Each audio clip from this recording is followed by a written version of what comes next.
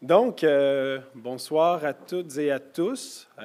Bienvenue à cette séance ordinaire du Conseil municipal de mars 2025. Je vous assure que pour moi, c'est loin d'être une séance ordinaire. Pour les fins renards parmi vous, vous aurez sans doute remarqué que je ne suis pas Monsieur le maire Nicolas Dufour, mais bien Kevin Buteau, conseiller municipal district Le Gardeur, et c'est en ma qualité de maire suppléant jusqu'au 18 mars prochain, puisque c'est déjà la fin de mon règne. On va nommer mon remplaçant, c'est mon suppléant, le nouveau maire suppléant, pardon, ce soir. Mais c'est donc en ma qualité de maire suppléant là, que j'ai l'honneur et le privilège de présider pour la première fois. Donc, une séance du Conseil. Je vais compter sur la collaboration de toutes et de tous. Par contre, j'ai bien l'intention de faire respecter le règlement de régie interne que je connais bien. Donc, mais je suis certain que je n'aurai pas à intervenir trop. Je vais tout de suite déclarer l'ouverture de la séance ordinaire du Conseil municipal. Et, Monsieur le greffier, est-ce que vous êtes à même de constater le quorum? Le quorum est constaté, Monsieur le maire suppléant. Merci. Adoption de l'ordre du jour. Est-ce qu'il y avait des corrections, des modifications, M. le greffier? Non, la seule modification à l'ordre du jour que vous avez ce soir par rapport à l'ordre du jour qui a été publié vendredi, c'est le point 10.1.3, 10.1.3, qui est un avis de motion pour le règlement de tarification. Mais qui a été ajouté à la version qui est disponible. Qui est disponible ce soir, qui est déjà mentionné à l'ordre du jour. Très bien, merci. Donc, un conseiller pour proposer l'adoption de l'ordre du jour. J'en fais la proposition, Monsieur le Président. J'appuie, Monsieur le Président. Merci, Mme Gendron. Donc, sans plus tarder, on va procéder à la période des questions destinées au public. D'abord, on va procéder avec les questions que nous avons reçues par courriel. Donc, Monsieur le greffier, si vous pouvez nous faire la lecture de la question ou des questions. Quand vous serez prêt. Tout à fait, Monsieur le maire suppléant.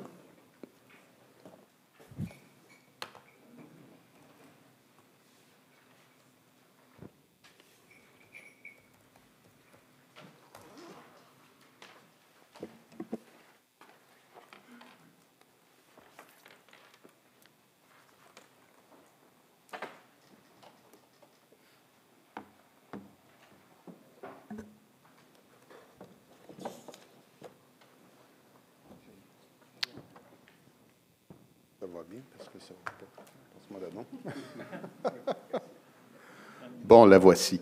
Alors, bonjour à vous. J'espère que vous allez bien. J'ai une question pour le Conseil concernant le règlement municipal encadrant l'implantation d'un potager en cour avant à Repentigny. Le règlement de zonage 438-5, article 150, item 10, stipule qu'un potager peut être installé en cour arrière ou latérale uniquement. J'aimerais savoir pourquoi le règlement ne permet pas l'aménagement d'un potager en cour avant et s'il serait possible de se pencher sur la modification du règlement, considérant, premièrement, qu'il est écrit sur le site de la Ville, à la page Subventions pour gestes éco-responsables sous biodiversité et verdissement, l'aménagement d'un nouveau potager permet de faire pousser chez soi des fruits et légumes frais, ce qui permet d'augmenter son indépendance alimentaire ainsi que de faire une économie d'argent sur le coût de l'alimentation. En plus des avantages énumérés par la Ville si haut, l'aménagement d'un potager en cour avant permettrait aux personnes résidant sur le territoire de profiter au maximum de leur terrain, peu importe la distribution de l'ensoleillement, et de mieux faire face à l'incertitude alimentaire découlant du contexte politique actuel. Que de permettre les potagers en cour avant des résidences permettrait de réduire la monoculture de l'herbe en façade, ce qui s'inscrirait dans les initiatives en faveur de la biodiversité mises en place à Repentigny. Que le règlement de zonage 438-10, article 324, stipule que tout terrain donnant sur plus d'une rue, donc terrain d'angle, ou d'angle transversal doit être pourvu d'un triangle de visibilité exempt de toute construction, élément végétal, case de stationnement, véhicule occupant l'espace aérien situé à plus d'1 mètre et à moins de 3,5 mètres au-dessus du niveau du centre des rues adjacentes à ce triangle de visibilité. Ainsi, un potager en cour avant devrait déjà respecter ce règlement et ne devrait donc pas nuire à la visibilité et la sécurité publique. Considérant les points énumérés ci haut, serait-il possible de revoir le règlement municipal stipulant que les potagers peuvent être implantés en cour arrière et latérale seulement afin de permettre une utilisation de la cour avant pour les dits potagers? Merci de votre attention et à bientôt. C'est de Mme Laurie-Anne Chamberlain. Merci, M. Greffier. Une lecture exhaustive. J'attendais pas à moins de votre part. Donc, Mme Chamberlain, d'abord, merci d'avoir pris le temps de vous adresser à nous. En fait, je ne vous cacherai pas que ça fait partie de nos engagements électoraux. C'est un point qui était déjà dans nos cartons, donc les potagers en cour avant. On est à procéder à la refonte complète de nos règlements d'urbanisme, ce qui inclut évidemment là, les règlements de zonage. Étant donné que c'est un processus qui est fastidieux compte tenu de l'ensemble des règlements qu'on a, c'est un projet avec lequel on voulait déjà aller de l'avant. Ce qui a été prévu de faire, donc on va le punch là, ce soir, c'est dès la prochaine saison estivale de le permettre, donc de ne pas appliquer l'interdiction qui est, là je mets mon chapeau de président de l'urbanisme. Donc, ce qui a été décidé, c'est de ne pas appliquer l'interdiction actuelle. Donc, ça va être permis à compter de la prochaine saison et des communications qui vont être faites par la Ville via les canaux de communication habituels, là, médias sociaux et sites web. Donc, avec toutes les modalités, là, évidemment, là, que ça va devoir respecter là, le triangle de visibilité, sécurité, etc. Mais toutes les modalités vont être précisées début mai. Donc, on veut donner le temps aux citoyens finalement d'installer de procéder à l'installation de leur potager, puis donc à l'ensemencement. On n'entendra pas au mois de juillet là, pour l'annoncer, mais c'est annoncé là, dès ce soir. Mais donc, les communications seront faites début mai. En fait, c'est dans le cadre de notre projet pilote d'agriculture urbaine là, qui est plus large là, que seulement les potagers avant. Donc, question pôle urbaine, etc. Mais toutes les infos vous seront communiquées en temps et lieu. Et évidemment, on va vous répondre là, de façon officielle, là, Mme Chamberlain, par courriel. Je me tourne vers M. Urbain, président de l'Environnement. Est-ce qu'il y a des éléments que vous souhaitez ajouter? Mme Chamberlain a vraiment stipulé tous les bienfaits des potagers en cours avant. C'était une demande qui revenait souvent de la part de la population. Et on devait normalement attendre la nouvelle politique d'agriculture urbaine avant de le mettre en place. Mais considérant les demandes répétées des citoyens, on a décidé de le devancer pour permettre dès cette année que les gens puissent utiliser leur cours d'une manière différente. Puis on est rendu en 2025, on n'est plus en 2024. Fait que faut aller de l'avant, puis il faut aller avec le progrès. Voilà. Très bien. Merci, M. Urbain. Donc, en espérant que ça réponde à votre question, Mme Chamberlain. Monsieur le greffier, est-ce qu'on avait d'autres questions en ligne? Aucune autre question en ligne, Monsieur le maire suppléant. Très bien. Donc, on va pouvoir poursuivre avec la période de questions des gens présents ici dans la salle. Donc, je vais me permettre de débuter avec la première personne et non la moindre, Monsieur Jean Langlois.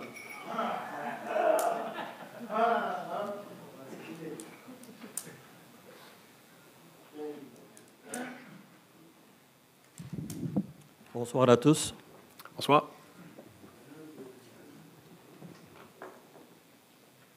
Trois questions. J'ai pu voir sur le système électronique d'appel d'offres que la Ville veut louer des locaux au centre d'achat Rive-Nord, le centre d'achat Communard. On aurait signé, on s'attend de signer un bail pour 5 651 512 et 14. On semble dire là-dessus, sur le système électronique d'appel d'offres, ce sont des locaux que la Ville veut louer et, entre autres, de faire une antenne universitaire. Alors, la question, qui est un dossier que je suis depuis 3 ans, avec les villes de Saint-Lin-des-Laurentides, Joliette, Terrebonne et Repentigny, par le système CRUL, pas le système, mais le CRUL, le Conseil régional de l'Université de Lanaudière, qui était chapeauté par Mme Deschamps. Après ça, il y a eu M. Belrose, qui est devenu aujourd'hui le maire de Joliette. Et maintenant, c'est le maire de Mascouche, Guillaume Tremblay, qui est à la tête du CRUL. La décision a été prise par une firme DDM, et non, comme le maire disait, BBM, ce n'est pas un sondage, c'est DDM, pour en arriver à une résultante qui était la logique, que pas mal tout le monde voyait, dans le comté de M. Fitzgibbon, à Terrebonne. Pourquoi? Parce qu'il y a un quartier universitaire, il y a un hôpital. Pourquoi faire un quartier universitaire? Parce que c'est l'emplacement de la 4640. Et d'autant plus, 55 % de la population jeune sont dans le secteur de Mascouche-Terrebonne.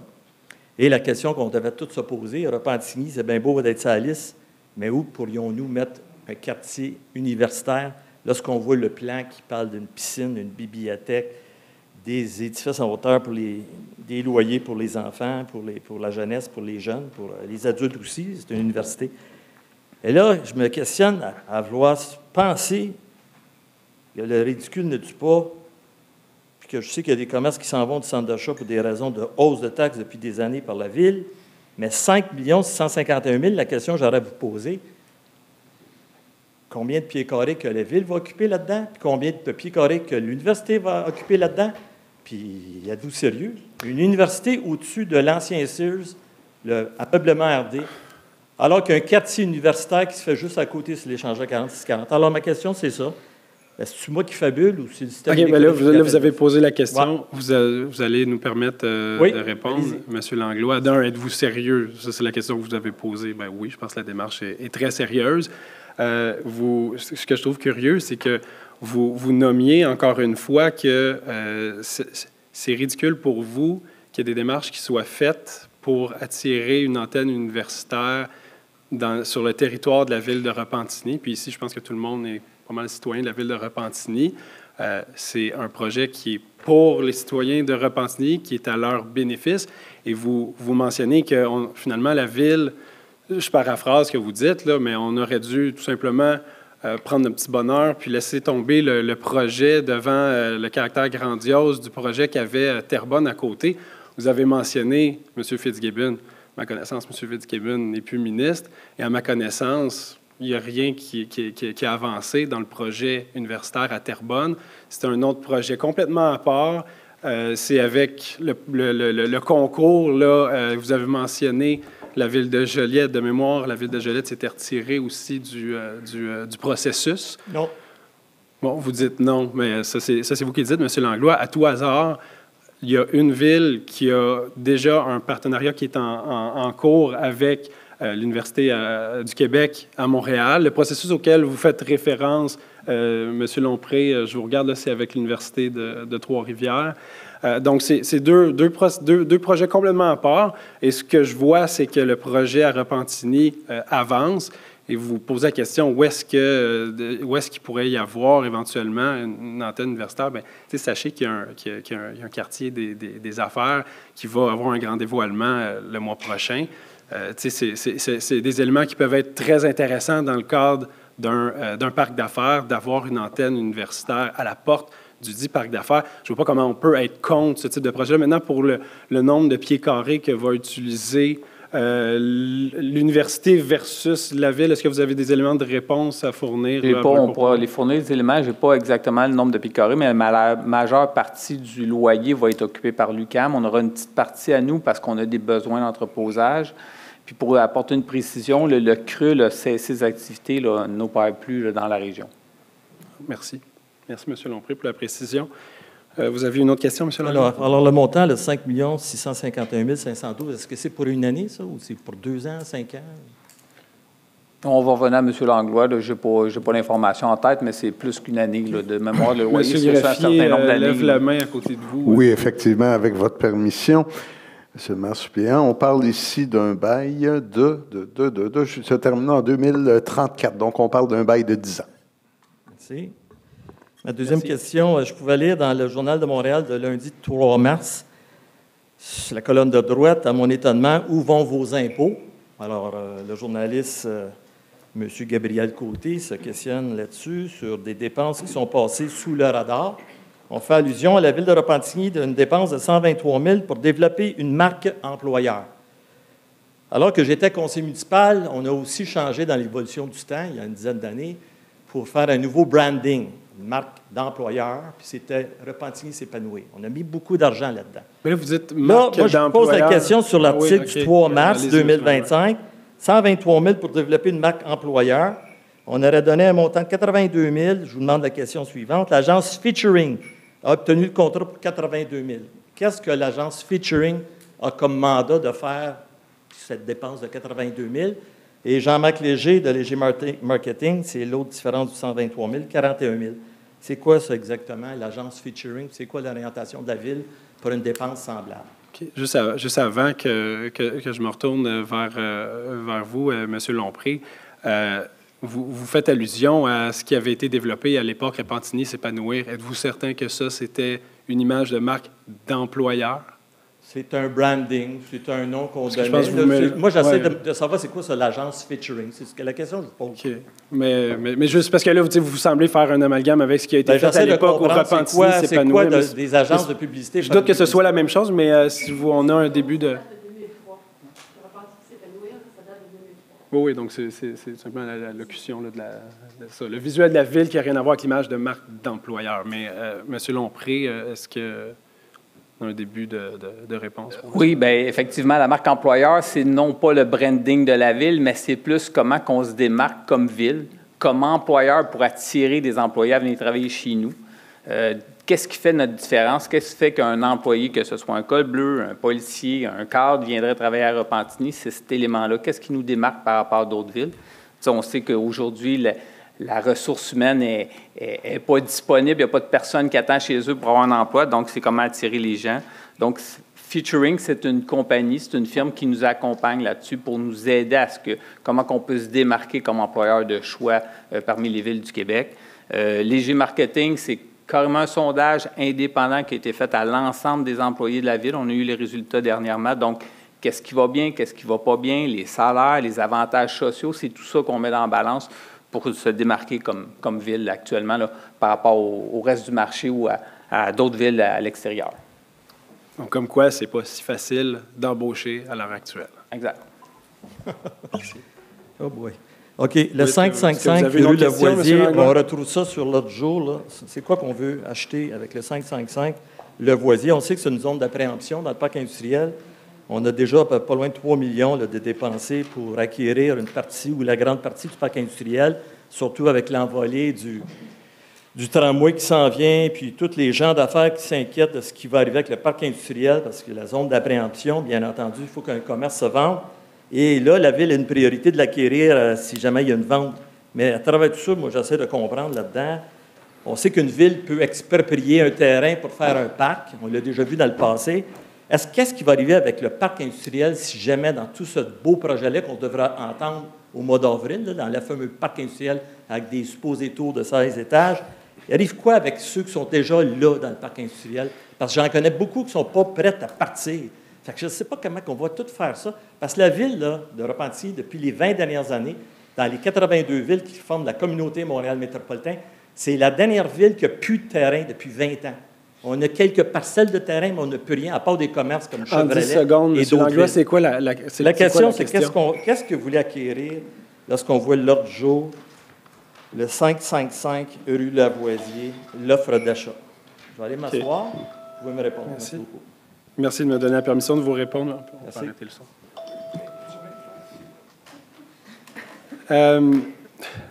Parce que là, vous mentionnez le 555 Lavoisier. Évidemment, M. Langlois, là, vous prenez un élément là, presque au hasard sur l'ordre du jour. Vous n'êtes pas sans savoir que quand on va adopter ce point-là qui est à l'ordre du jour, on va donner des éléments explicatifs, techniques sur c'est quoi exactement cette offre d'achat-là.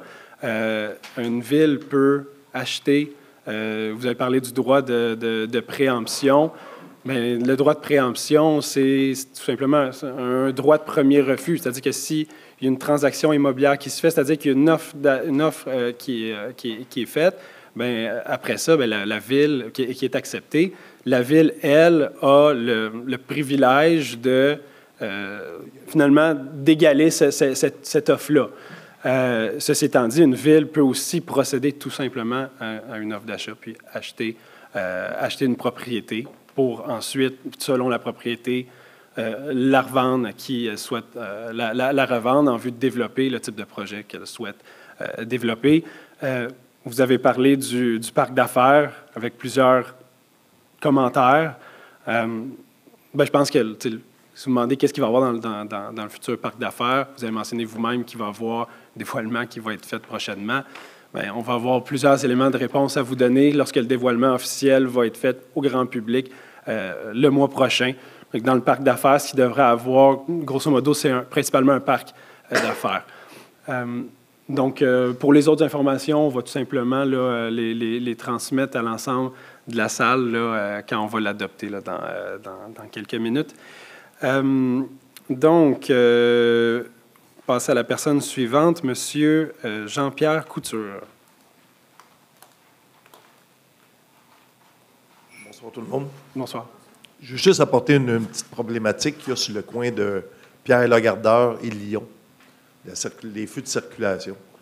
Je trouve que ce petit coin-là, il est quand même assez dangereux parce que quand on prend Saint-Paul, quand on prend Pierre-Lagardeur de Saint-Paul à s'en aller à Lyon, il y a une partie à partir des Arsenault, c'est 70 km/h. Puis de l'autre côté, quand on s'en vient à Lyon, on peut fourcher pour s'en aller prendre la 40 ou on peut continuer pour le Patrick-Morin ou Charlemagne. Je suis sûr qu'il y a du monde qui connaît le coin. Puis de l'autre côté, il y en a deux voies. Il y en a qui peuvent remonter par-dessus le viaduc, s'en aller vers les Arsenault ou tourner à gauche. Ouais. Ceux qui tournent à gauche, la plupart du temps, moi je le connais cet endroit-là parce que je passe au moins 10 fois par semaine. Il y a plusieurs accidents parce que le monde, je ne sais pas si on voit mal les gens s'en venir pour prendre le chemin vers Patrick-Morin ou Charlemagne. Puis on se fait couper vraiment. Moi, je me suis fait couper le 26 février, une perte totale avec mon véhicule. Puis quand on prend depuis que je prends cet endroit-là, je ralentis tout le temps. Moi, j'ai dit, il y a quelqu'un qui va passer à un moment donné. Puis j'ai vu un auto qui était là. Je me suis dit, il m'a vu, mais vraiment, il ne m'a pas vu. Moi, d'après moi, c'est un coin qu'on devrait mettre un clignotant pour empêcher ceux qui s'en viennent de l'ouest en est, pour arrêter, puis le clignotant de ceux qui prennent la voie pour tourner à gauche pour prendre la 40, pour éviter des accidents. Okay. Merci, M. Couture. Bien, en fait, merci d'avoir porté la problématique que vous soulevez là, à notre attention. Vous avez la chance ce soir, il y a tous les conseillers qui siègent à la sécurité urbaine, et je regarde au fond de la salle et je vois M. Éric Rassette, le directeur du service de police, qui est présent dans la salle. Donc, toutes les, je n'aime pas l'expression, toutes les parties prenantes. Toutes les parties prenantes sont présentes ce soir, pourront analyser la question plus en détail, puis voir vous revenir avec une réponse là, suite à l'analyse. Madame Routier. Oui, j'aimerais rajouter quelque chose. Justement, lorsque vous voyez des situations comme ça, vous pouvez aller sur le site de la Ville. Il y a une façon de fonctionner pour automatiquement dire la problématique. Vous pouvez venir soit au conseil de Ville, évidemment, on va vous écouter aussi, mais aller directement, comme ça, toutes les vérifications vont être faites. Et si vous voulez, M. Couture, je pourrais même prendre rendez-vous avec vous et aller vous voir, puis je pourrais vous montrer exactement comment faire la requête.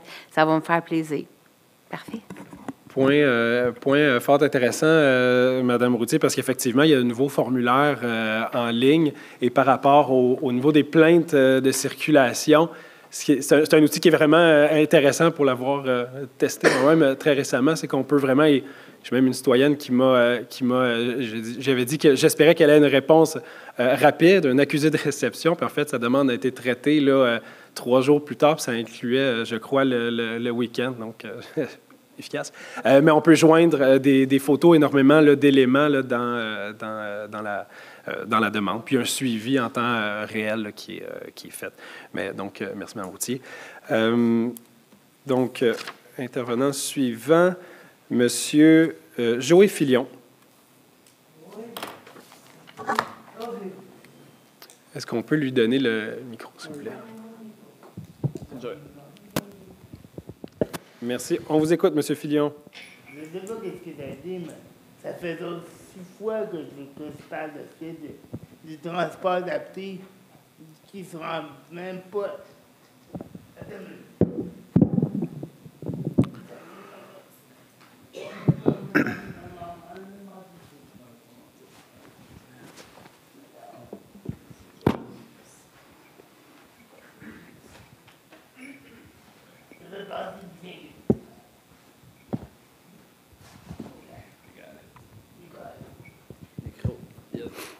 C'est parce que j'aimerais ça que le transport soit en Algérienne, mais c'est impossible. J'ai comme dit, ça fait longtemps que j'en parle avec eux, ça fait 2 ans que je me bats pour que le transport soit en Algérienne, mais pas de réponse. C'est quand vous aurez des réponses. Je comprends. Merci, merci, M. Filion. Mais c'est drôle parce qu'on avait justement la discussion avec Mme Roux, plutôt qui est la présidente de la mobilité là, à la ville de Repentigny. Je pense que vous avez déjà un élément de réponse. En fait, deux éléments de réponse. Joël, la première, le 13 mars, donc jeudi cette semaine, EXO tient une séance publique d'information au cégep de Terrebonne. Donc, c'est les citoyens qui sont invités à interagir avec EXO. Oui, on peut la suivre en ligne. Donc, tu n'es pas obligé de te déplacer. Bien, vous pouvez vous déplacer. Je pense que c'est à 18 h. Bref, sur le site EXO, on aura sûrement l'information. Donc, vous êtes invités, là, puis j'en profite pour passer le message dans la salle, tous ceux qui ont des commentaires par rapport au service d'EXO. Suivez ces séances publiques d'information-là. Ils sont là pour répondre à vos questions et adresser vos commentaires ou vos plaintes directement auprès du transporteur. Et deuxième chose, EXO est en train de revoir l'ensemble de ses circuits d'autobus pour la région. Et il y aura une première proposition qui sera déposée ce printemps. Donc, EXO va refaire des séances publiques pour déposer sa proposition et l'ensemble des citoyens seront invités à commenter la première proposition. Donc, une autre opportunité de séance publique là, pour faire valoir vos points. Et bon, c'est ça, on me souffle à l'oreille que c'était à 18 h, de 18 h à 19 h au cégep de Terrebonne, au café étudiant. Et l'autre chose, par rapport au transport adapté, j'ai discuté l'autre jour avec quelqu'un du bureau de Mme Derry qui traite ce genre de solutions aussi, traite ce genre de problème. Fait que vous pourriez aussi contacter le bureau de Mme Derry là, pour voir avec eux ce qui est possible de faire au niveau du transport adapté. Le numéro, bon, je pourrais te le trouver et le faire suivre, là, te le donner tout à l'heure, là, après la séance. Joey, ça va nous faire plaisir de te trouver ça. J'espère que ça répond. Merci.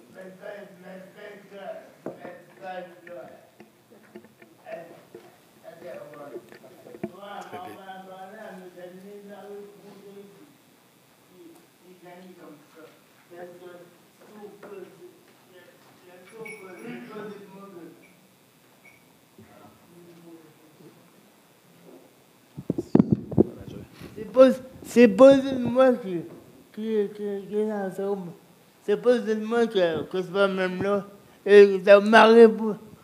Et ça m'arrive pas là que c'est pas même là. Je m'explique. La première chose, Marie-Ève va parler pour elle parce qu'elle n'utilise pas à son fauteuil de 30 pouces, 29,5, puis ça peut rentrer dans une van, mais Marie-Ève n'aime pas ça. Mais j'aimerais ça pour savoir pourquoi les personnes s'ostinent souvent. C'est tout. Okay. Très bien. Bien, merci, M. Filion, pour votre intervention. Donc, la personne suivante, Mme Sabrina Ferry.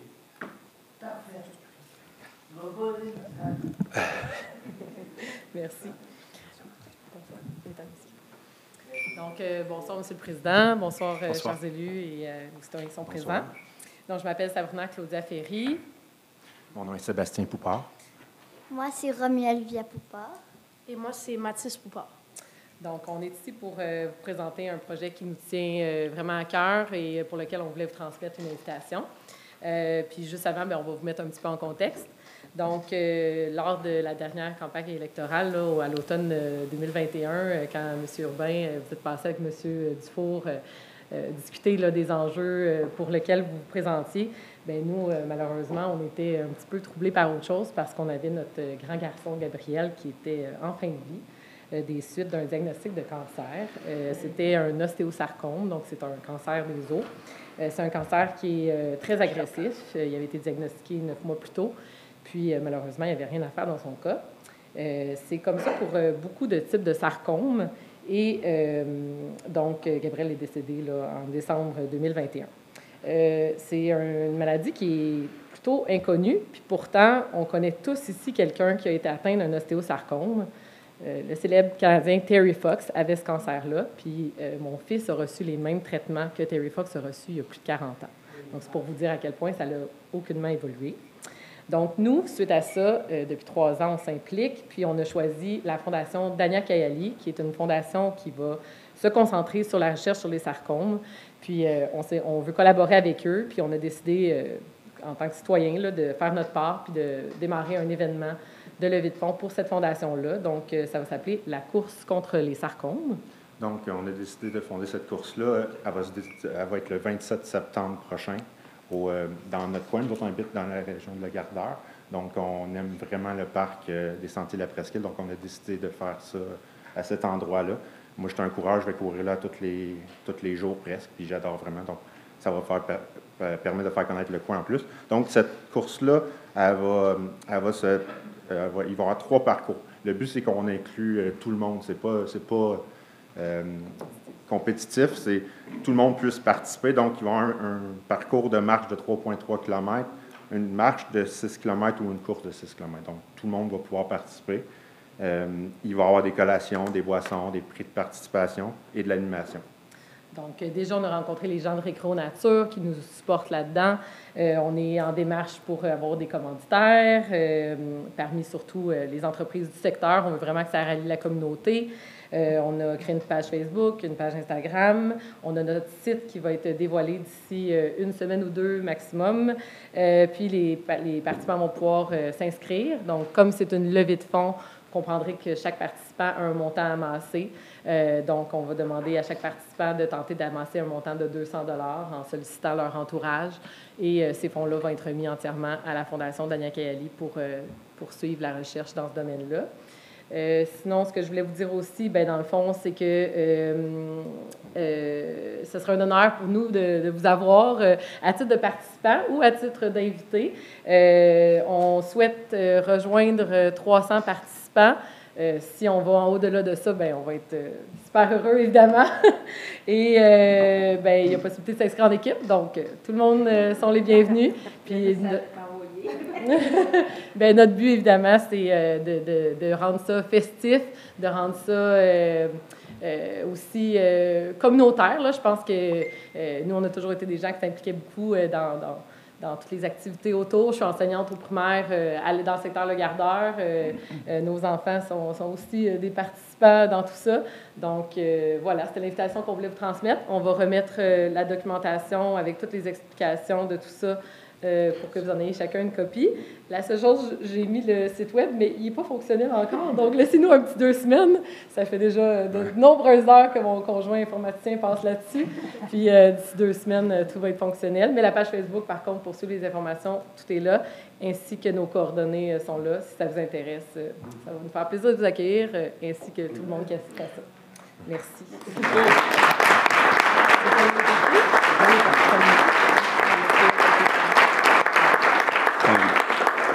Merci, Madame Ferry. Merci à toute la famille. En fait, c'est vraiment beau de voir tout ce que vous faites pour la cause. Puis je me souviens que c'est vous qui étiez impliqué pour le défi tête rasée à l'école Jean Duceppe. Donc, et toute la famille, évidemment, là, les plus impliqués. Oui. Donc, vraiment. Mais toutes mes félicitations. Hein, c'est normal, mais toutes mes félicitations. Puis, il y a une expression en anglais, là, silver linings, là, tu sais, c'est beau ce qui ressort d'un événement là, malheureux, en fait tragique comme celui que vous avez vécu. Je n'ose pas imaginer comme père de deux jeunes enfants. J'ai mon collègue, M. Urbain, qui fait signe, qui voudrait vous adresser quelques mots. Lorsqu'on s'est rencontrés, Mme Ferry, la première fois, je ne connaissais pas tout le contexte de ce que vous viviez. On a échangé quelques fois au téléphone. Vous avez sonné à une bonne porte qui est Récréo Nature, fait que je voudrais souligner toute la part et le travail qui a été fait par Récréo Nature. Je voudrais vous féliciter parce que de la manière que vous l'avez faite, là, avec une touche vraiment humaine, ça rejoint tout le monde. Moi, je vous confirme que je vais être présent. Si j'ai quelque chose à l'agenda, je le tasse. Je vais être présent, même s'il y a une campagne électorale, je m'en fous. Je vais être là pour vous, votre famille. Je peux vous dire que votre fils, puis pour les deux garçons, votre frère, il vous regarde et il est fier de vous à soir. Merci. Bravo. Donc, merci encore une fois. Les prochains intervenants, en fait, c'est la Maison des jeunes de Repentigny. Ils seront là le 27 septembre.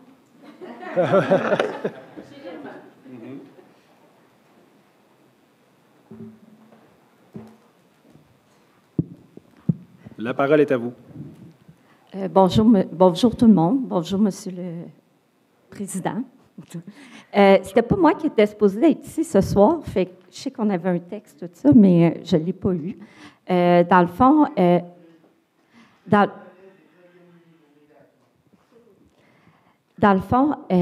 nos jeunes, à la Maison des jeunes, ils ont voulu s'adresser au conseil parce qu'on remarque qu'il y a un problème. Il y en a qui n'ont parlé tantôt, un problème de transport, mais pour nos jeunes. Un, c'est très cher. Deux, on essaye de parler avec Exo pour qu'ils nous donnent des billets parce que nos jeunes sont défavorisés, ils n'ont pas d'emploi. Souvent, les parents sont dans le besoin. On n'a pas de réponse de eux. L'an passé, il a fallu que je passe par le bureau de Mme Pascale Léry pour pouvoir avoir des billets. Puis, en plus, la cerise sur Sunday, comme on peut dire, bien, il y a un arrêt supposément en avant de la Maison des jeunes, un peu en billet, puis ils passent en avant. Ils n'arrêtent pas. Les jeunes, ils ont leur cellulaire, tout ça, puis ils n'arrêtent pas. Moi, en tant que parent, je trouve que c'est dangereux que les autobus passent ou ils débarquent comme plus loin. Les jeunes, ils sonnent, ils ne débarquent pas. On a fait des plaintes à Exo, puis on n'a pas eu de retour. Fait que les jeunes, on a parlé avec les jeunes. On sait que la Maison des jeunes, c'est démocratique.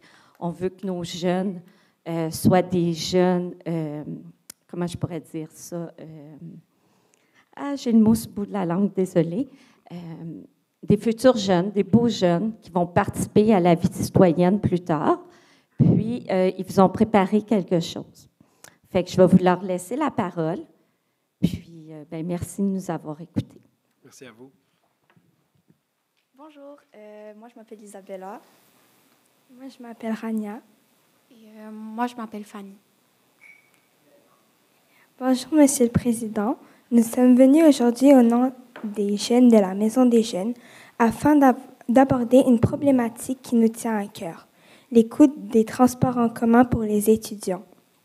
Actuellement, le tarif mensuel des transports en commun dans notre ville s'élève à 60 $, soit 720 $ par année. Nous estimons que ce prix est trop élevé, en particulier pour les jeunes de moins de 14 ans qui ne peuvent pas encore travailler légalement pour financer leur déplacement. De plus, notre priorité est notre apprentissage et un accès abordable aux transports en commun est essentiel pour nous permettre de nous rendre à l'école et à nos activités éducatives. Nous constatons également une inégalité avec les aînés qui bénéficient de ce service gratuitement. Nous comprenons l'importance de cette mesure, mais nous pensons que les jeunes devraient également avoir accès à des tarifs réduits, voire à des accès gratuits sur certaines conditions. Par ailleurs, nous faisons face à d'autres problèmes récurrents. Les bus sont souvent en retard, ne s'arrêtent pas systématiquement aux arrêts et il nous arrive même de devoir allumer la lampe de notre téléphone pour signaler notre présence au chauffeur. Ces difficultés rendent nos déplacements encore plus compliqués. C'est pourquoi nous vous proposons deux solutions, soit une réduction du tarif des transports pour les étudiants, soit l'octroi d'un certain nombre de billets gratuits aux maisons des jeunes afin de faciliter nos déplacements. Nous espérons que vous prendrez en considération notre demande et nous restons à votre disposition pour en discuter davantage. Dans l'attente de votre retour, veuillez agréer, Monsieur le maire, nos salutations respectueuses. Merci.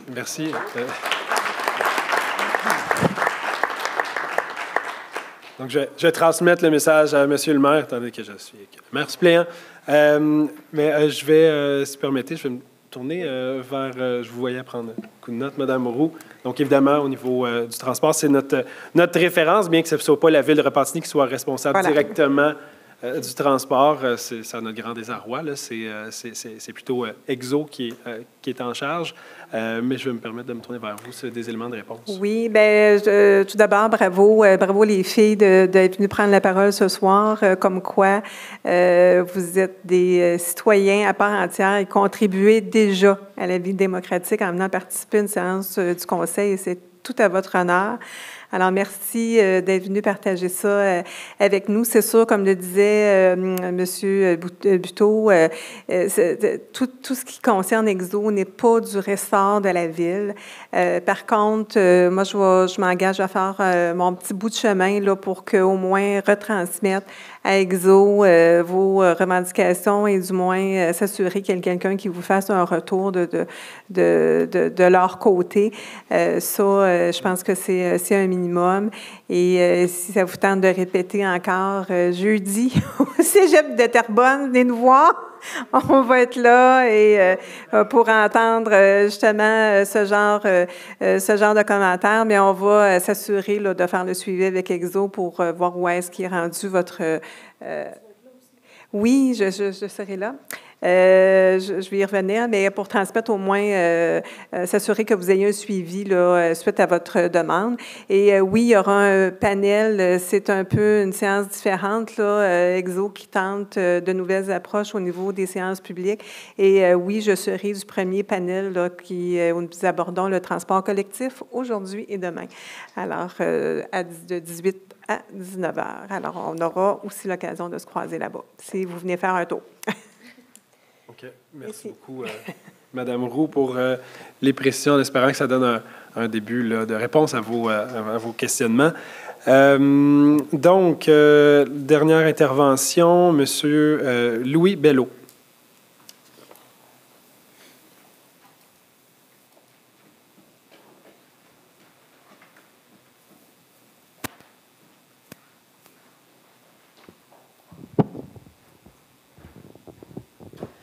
Bonsoir à vous tous.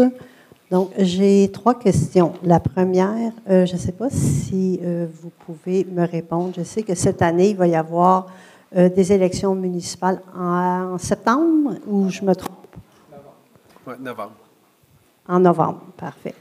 Alors, c'est sûr qu'il va y avoir le débat des candidats, mais je voulais simplement informer les conseillers ici et les partis d'opposition, peu importe le gagnant des élections municipales, si c'est le même ou un autre parti, j'aimerais bien conserver mon droit d'accès à l'information avec des interprètes. Bon, je comprends qu'il y a des politiques et des philosophies différentes, mais c'est un droit que j'ai gagné, j'aimerais bien le conserver.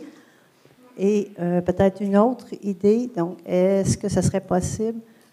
Donc, peut-être que la Ville de Repentigny, pendant la période des élections, donc, peut-être échanger sur le volet des personnes handicapées. Donc, il y avait le monsieur qui était ici tantôt, qui quitte la salle présentement.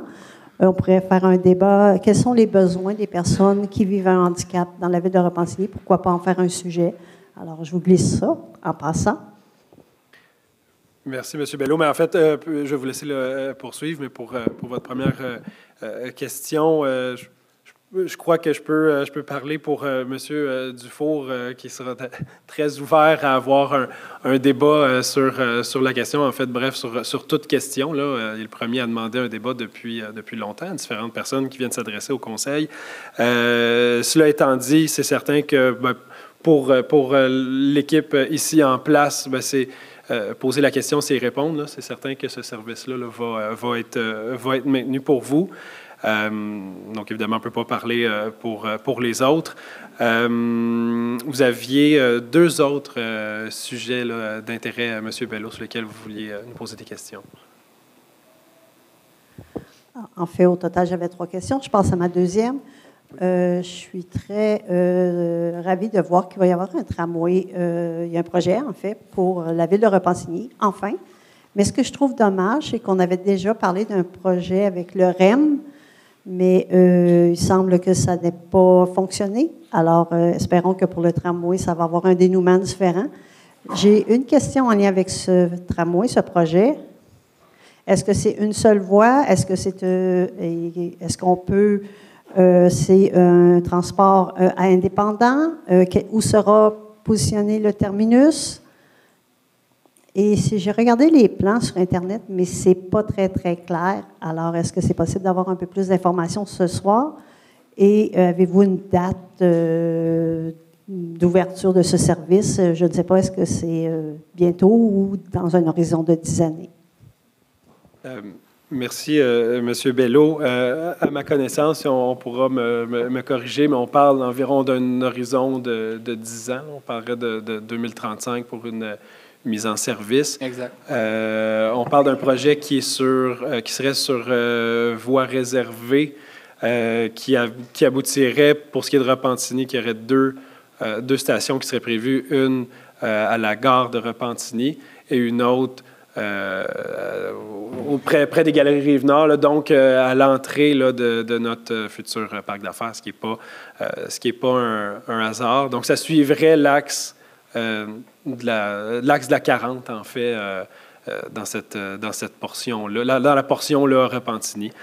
Sinon, mais vous avez mentionné qu'il y avait déjà été question d'un REM. En fait, quand on est arrivé, c'est important de le souligner, quand on est arrivé en poste, il n'y avait absolument rien sur la table comme projet structurant qui aboutirait à Repentigny. Je dois saluer le travail de M. Dufault qui a porté le dossier à bout de bras parce qu'il y avait vraiment zéro comme dans Ouellette sur la table quand on est arrivé en poste. Je vois Mme Roux qui rit. Parce qu'effectivement, il y a eu, au fil des pressions qui ont été faites par M. Dufour, il y a eu différentes moutures ou différentes itérations du projet. Puis il y avait été question d'un REM éventuellement, mais évidemment qu'on n'était pas en faveur d'un projet qui serait... vous avez sûrement vu de quoi ça a l'air là, quand...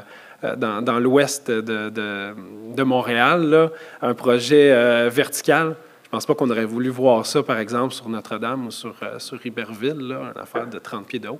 Donc, bref, je crois que c'est la version qui a été retenue comme étant la plus optimale.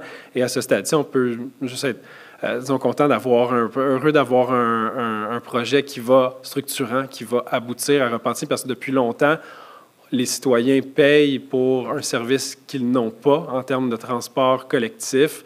La région est le parent pauvre du transport. Donc, on paye très cher pour un REM actuellement qu'on n'a pas le bénéfice d'utiliser parce qu'il n'est pas chez nous. Puis non seulement ça, mais le REM en question est venu cannibaliser notre service qu'on avait déjà. Donc, est venu amputer notre train de l'Est puis nous obliger à faire un grand détour, le rendant complètement inefficace. C'est ce qui justifie qu'on a besoin d'un projet de transport structurant. Puis c'est pas, comme je le disais, c'est pas un hasard que ça va se retrouver à l'entrée de notre futur parc d'affaires. Ça va être, donc ça va stimuler grandement là, le développement dans le secteur puis le transit là, Montréal vers Repentigny et vice-versa, parce que je crois que les gens, avec la future antenne universitaire, il y a bien des gens qui vont vouloir se rendre dans notre direction et pas juste l'inverse. Donc, et c'est peut-être un élément de réponse, M. Langlois. Il y a des avantages à avoir une antenne universitaire à Repentigny. Ça attire des gens de l'extérieur. Donc, M. Bellon, en espérant que ça réponde à votre question, si vous aviez un autre élément par rapport au tramway là, que j'ai oublié. Merci pour les réponses du tramway. Est-ce que c'est une ou deux voies? Est-ce que ça va se croiser, en fait, pour les horaires? Si j'ai bien compris, c'est dans les deux sens. Oui, effectivement, là, je vois toutes les têtes qui font oui à côté. Oui, effectivement, c'est dans les deux sens. Et finalement, ma troisième question, elle est très brève.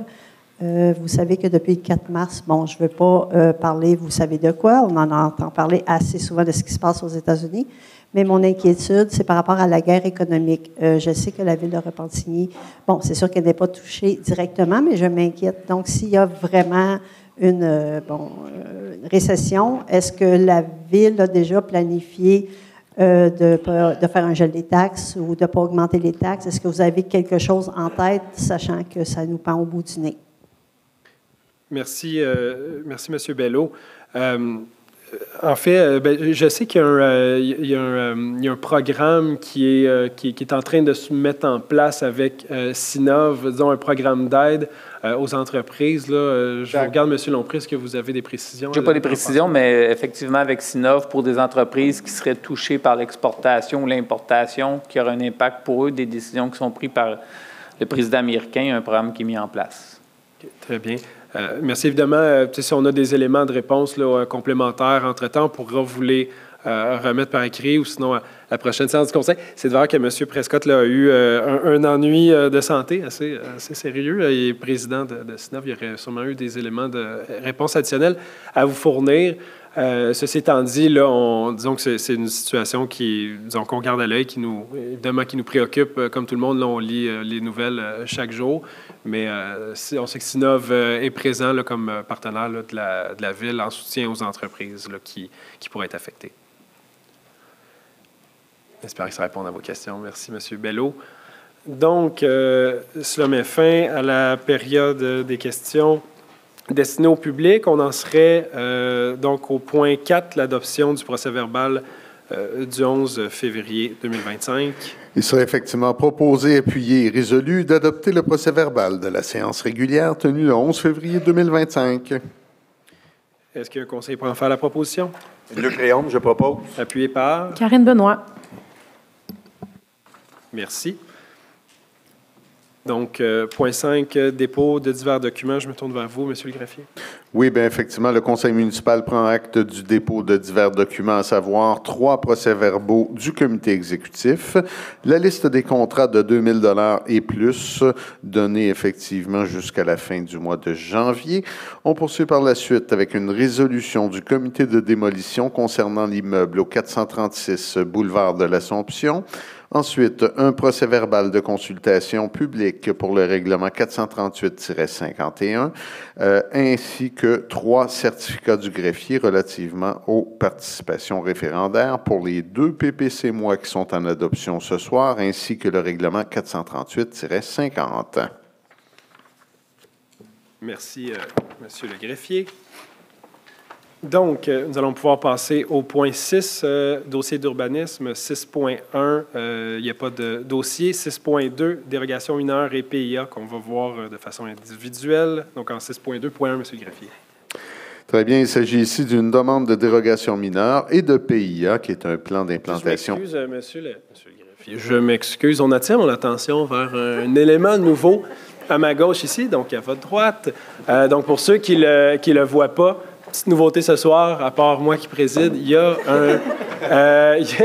a un support visuel. Donc, pour la première fois, vous avez un accès privilégié. Les différents demandeurs ou promoteurs ont consenti à ce que les images de leur projet soient publiées. Habituellement, ce n'est pas public, sauf s'il y a une demande d'accès à l'information qui est faite, qui peut être faite une fois que la séance est terminée, une fois que c'est adopté. Donc, un peu moins intéressant de le voir plusieurs semaines après. Mais là, vous avez le bénéfice là, de le voir. C'est quelque chose qu'on teste là, ce soir. Donc, vous pouvez suivre là, les dossiers d'urbanisme là, sur l'écran. Donc, je m'excuse, M. le greffier, vous pouvez poursuivre. Pas de problème, M. le maire suppléant. J'en profite pour mentionner que tous les points à la section urbanisme ont reçu une recommandation positive unanime de la part du comité consultatif d'urbanisme. Alors, le premier est une demande de dérogation mineure et un plan d'intégration et d'implantation architecturale pour le 251 boulevard Brien.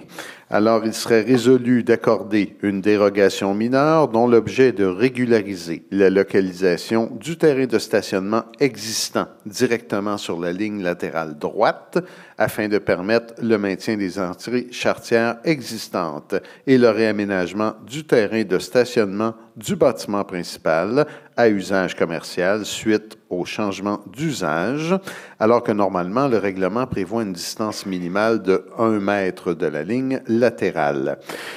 On approuverait aussi les plans datés du 16 janvier 2025 concernant le réaménagement du terrain de stationnement en question pour y rajouter notamment de la verdure pour le bâtiment situé au 251 boulevard Brien, à la condition de déposer une garantie financière de 3 000 $ pour la réalisation des aménagements paysagers. Merci, M. le greffier. Étant donné qu'il y a un volet dérogation mineure, je dois m'adresser à la salle. Est-ce qu'il y a une personne dans la salle qui soit directement concernée par la dérogation, la demande de dérogation, qui souhaite faire des représentations? Le micro est disponible une fois, 2 fois. Donc, un conseiller pour en faire la proposition. Luc Réaume, je propose, Monsieur le Président. Jennifer Robillard, j'appuie. Merci, Mme Robillard. Donc, 6.2.2, M. Greffier. Alors, on parle ici d'une demande de dérogation mineure et de plan d'implantation et d'intégration architecturale pour le 674 rue Masson.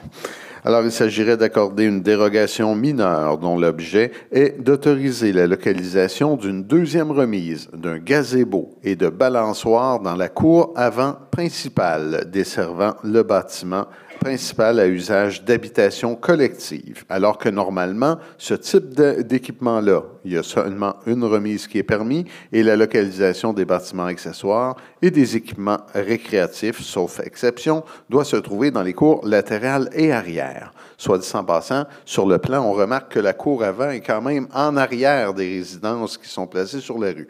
Alors, oui, c'est une cour avant en principe, mais c'est pas mal une cour arrière. Par la suite, on approuverait aussi les plans datés du 16 décembre concernant l'installation de 2 bâtiments accessoires et de la balançoire desservant le bâtiment principal sur l'immeuble situé au 674 rue Masson, tel que déposé. Très bien, merci, Monsieur le greffier. Donc, encore une fois, on va faire le même exercice dans qu'il y a une dérogation mineure. Est-ce qu'il y a un citoyen dans la salle directement concerné qui souhaite faire des représentations? Non. Merci. Donc, quelqu'un peut en faire la proposition? Jennifer Robillard, je propose. Appuyé par? Luc Réaume, j'appuie.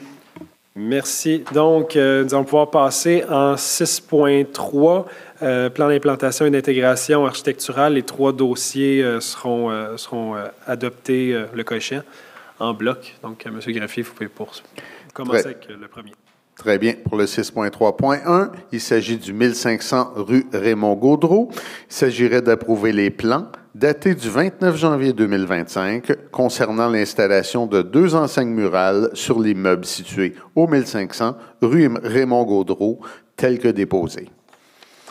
Le suivant, qui est le 6.3.2, concerne une demande au 460 boulevard Lacombe. Il s'agirait d'approuver les plans datés du 29 janvier 2025, soit la version à 5,5 m², concernant l'installation de 2 enseignes murales sur l'immeuble situé au 460 rue Lacombe, tel que déposé.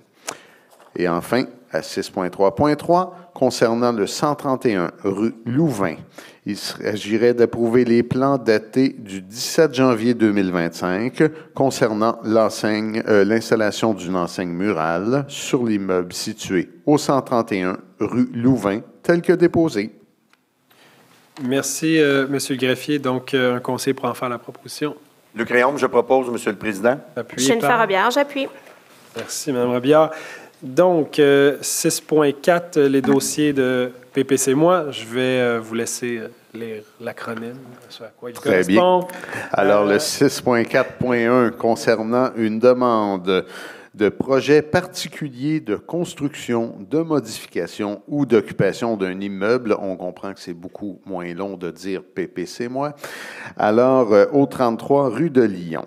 Ici, ça concerne l'agrandissement, la rénovation et la conversion du bâtiment principal occupé actuellement par un usage industriel, tel que montré sur les plans datés du 4 décembre 2024 sur l'immeuble situé au 33 rue de Lyon, dont le projet déroge au règlement de zonage quant aux éléments suivants, soit tout d'abord l'usage vente au détail de motocyclettes, de motoneige et leurs accessoires, alors que normalement seules les classes d'usage industrie légère et industrie moyenne sont autorisées. L'entreposage extérieur de véhicules, alors que normalement cet entreposage-là est prohibé. L'aménagement de présentoirs pour les véhicules, alors que le règlement ne le permet pas. Surface au sol en pierre, alors que ce matériel n'est pas autorisé. Largeur d'une allée d'accès de 14 mètres, alors que le règlement permet 12 mètres maximum. L'usage de conteneurs hors sol, alors que les conteneurs semi-enfouis sont exigés. Clôture de 2,4 mètres de hauteur avec fil barbelé, alors que normalement, la hauteur est de 1,5 mètre maximal et le fil de fer barbelé interdit. La superficie des enseignes, ensuite, sur vitrine pour la totalité des fenêtres du mur avant et celles formant un retour sur les 2 murs latéraux, alors que normalement, seuls 33,1% de la superficie totale vitrée est permise. Par contre, ces affiches illustrent uniquement des scènes d'activités récréatives sans promotion, logo, écrit identifiant une marque de commerce.